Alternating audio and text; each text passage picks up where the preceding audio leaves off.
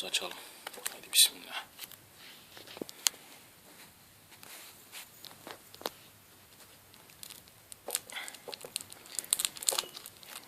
İnternette bir sürü video izledim. Telefonla ilgili.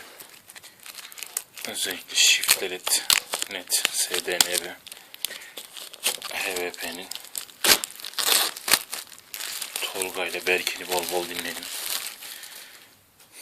Normalde Lenovo P1 alacaktım, Vibe P1'i. Ama sonra taksitli ve daha ekonomik olduğu için bunu almaya karar verdim. TT175. Çünkü bundan da memnun kalacağımı düşündüm. Umarım öyle olur. Umarım memnun kalabilirim.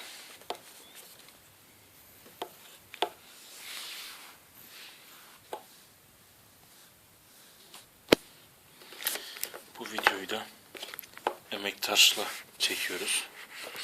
Yani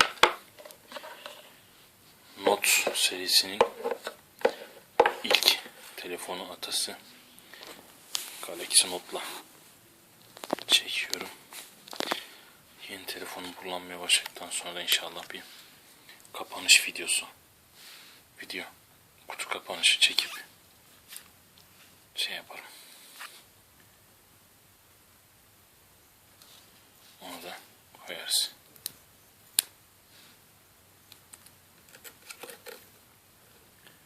Telefonumuz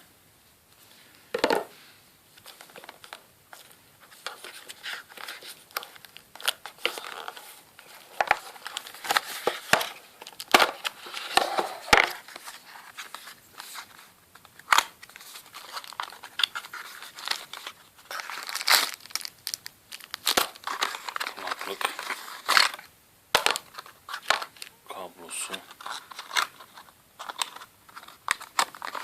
herhalde şurada batarya, şarj zımbırtısı var. Aynen de o. Şöyle.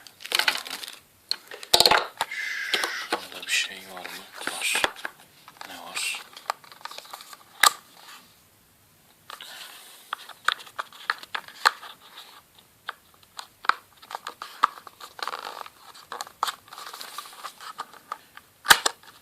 Tamam, burada kağıtlar, kitaplar falanlar gereksiz şeyler.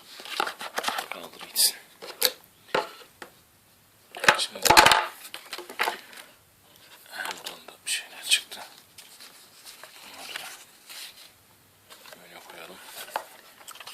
Kapatalım.